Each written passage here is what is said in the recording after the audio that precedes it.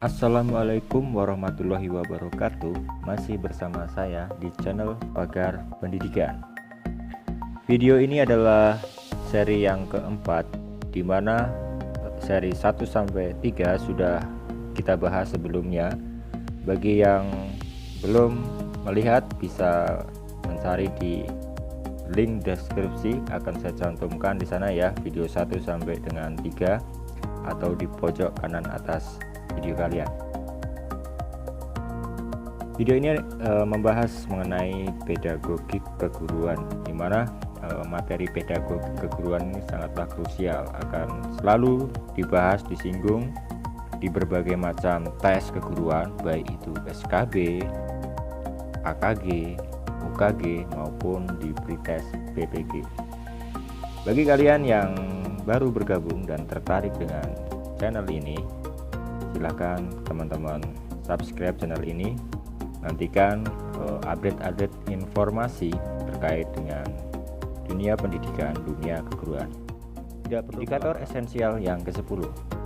Disajikan sebuah narasi, peserta didik dapat mengevaluasi kebenaran pernyataan tentang perbedaan penelitian atau PTK di sini ya dengan penelitian lainnya. Jadi kata kuncinya yaitu evaluasi kebenaran antara pernyataan PTK dengan penelitian lainnya. Jadi indikator kunci di sini adalah terkait dengan penelitian tindakan kelas atau PTK. 10.1. Dalam beberapa aspek, penelitian tindakan kelas hampir mirip dengan penelitian eksperimen, terutama dalam hal A. Mengidentifikasi permasalahan penelitian, B. Adanya siklus yang berulang, C. Perlibatan kolaborator dalam penelitian, D. Melakukan treatment atau perlakuan, E. Keharusan menggunakan teknik analisis data kualitatif. Jadi yang tepat adalah yang D, melakukan treatment atau perlakuan. Namanya penelitian tindakan, jadi harus ada perlakuan di sana yang membuat PTK ini sama dengan penelitian yang lain. Next, 10.2.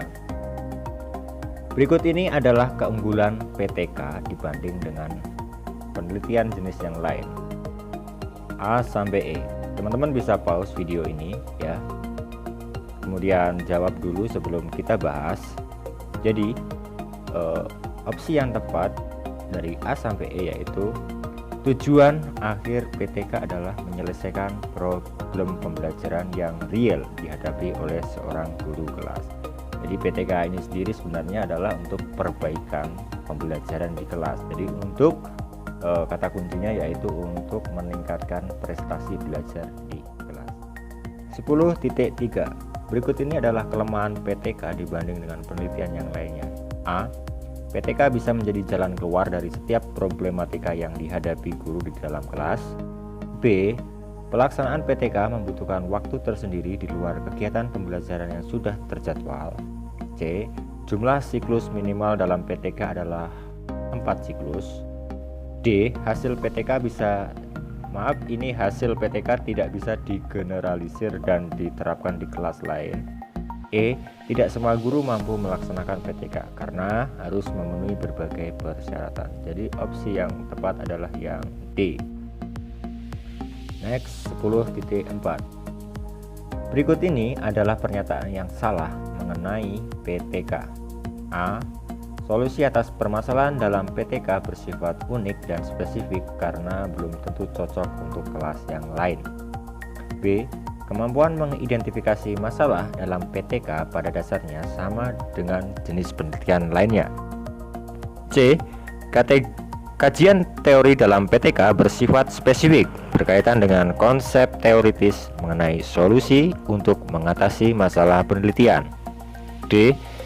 Teknik pengambilan data dalam PTK harus berbeda dengan yang digunakan dalam jenis penelitian lainnya. E. Tidak semua permasalahan dalam pembelajaran di kelas bisa diselesaikan dengan PTK. Jadi yang tepat adalah tentang pernyataan yang salah, yaitu yang D. Teknik pengambilan data dalam PTK harus berbeda dengan yang digunakan dalam jenis penelitian lainnya. Berikutnya, indikator esensial yang ke-11. Disajikan narasi tentang permasalahan dalam pembelajaran, peserta didik dapat mengidentifikasi permasalahan yang perlu ditindaklanjuti dengan PTK. Ya, seperti apa soalnya? Yang pertama, berikut ini adalah permasalahan yang layak untuk ditindaklanjuti dengan PTK. A. 3 orang dari 30 peserta didik sering melakukan keributan dalam kelas ketika pembelajaran berlangsung. Jadi hanya ada 3 dari 30 ya di sini. Yang B, media pembelajaran yang tersedia belum sepenuhnya mampu membuat peserta didik memahami materi pembelajaran. C, adanya keinginan guru untuk menguji coba metode pembelajaran yang baru. D, hampir 75% peserta didik belum mampu memahami konsep perkalian bilangan bulat. E, adanya aturan dan keharusan seorang guru melaksanakan PTK 1 kali dalam setahun. Jadi permasalahan yang layak ditindaklanjuti di sini adalah yang lebih tepatnya, yaitu yang D. Mengapa demikian?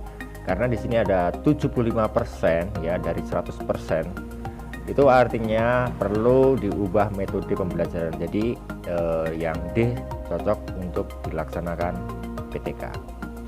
Next, Pak Ali dihadapkan dengan adanya 20 siswa dari 30 siswa yang selalu mendapatkan nilai jelek dalam setiap ulangan harian bahasa Indonesia. Jika Pak Ali berkeinginan melaksanakan PTK, langkah pertama apa yang harus dilakukan oleh Pak Ali? Dari opsi A sampai B, langkah pertama dan utama yang harus dilakukan oleh Pak Ali yaitu D.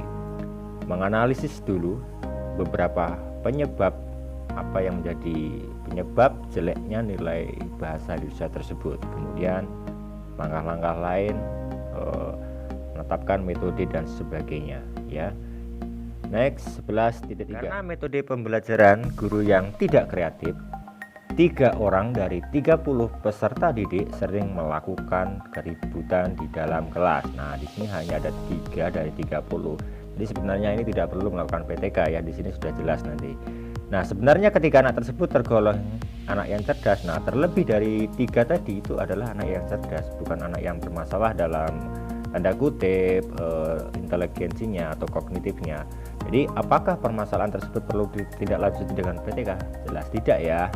Jadi yang tepat yaitu yang D, tidak perlu, karena sebenarnya guru hanya perlu kreatif saja di sini dalam menerapkan metodenya. Jadi diubah metodenya secara total. Oke.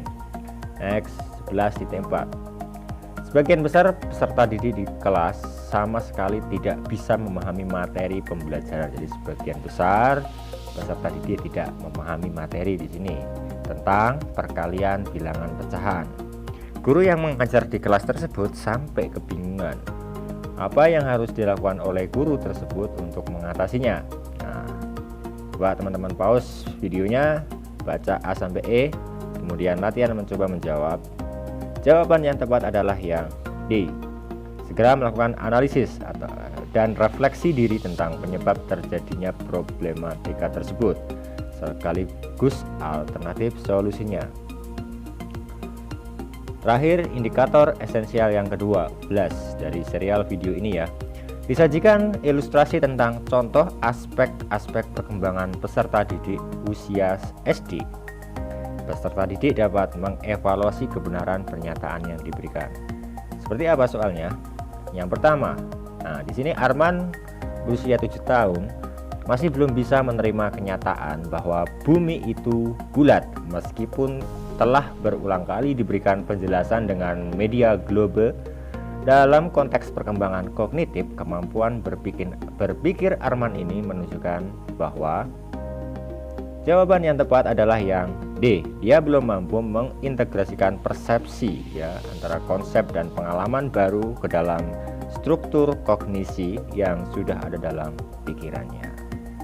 Berikutnya, nomor 2. Akhir-akhir ini Andi, 10 tahun, lebih sering bermain dengan teman sebayanya di luar rumah, dan menunjukkan sikap yang mulai mengacuhkan nasihat orang tua. Nah, di sini ada kelemahannya, dia mengacuhkan nasihat. Tapi untuk usia 10 tahun memang wajar. 10 tahun adalah sudah sering bermain, berinteraksi dengan teman sebayanya mungkin ya, yang ada di lingkungan luar rumah. Sebenarnya ini wajar. Nah, namun di sini ada mengacuhkan nasihat orang tua. Mari kita lihat pertanyaannya. Apakah yang sedang terjadi di dalam diri Andi? Nah, jawaban yang tepat yaitu yang D. Andi sedang berada pada tahap perkembangan sosial yang wajar. Nah, di sini orang tua perlu membimbing, memperhatikan ya komunitas yang ada di luar. Jangan sampai nanti hal yang negatif itu lebih terserap daripada positifnya. Jadi masih dalam pantauan. Next, 12.3. Di tengah kelompok teman sebayanya, Danu yang berusia 10 tahun merasa sangat nyaman dan bahagia. Dia dijadikan pemimpin oleh kelompoknya dan sering bermain di luar rumah. Apakah yang sebaiknya dilakukan oleh guru untuk menghadapi anak seusia Danu? Nah, apa coba di sini?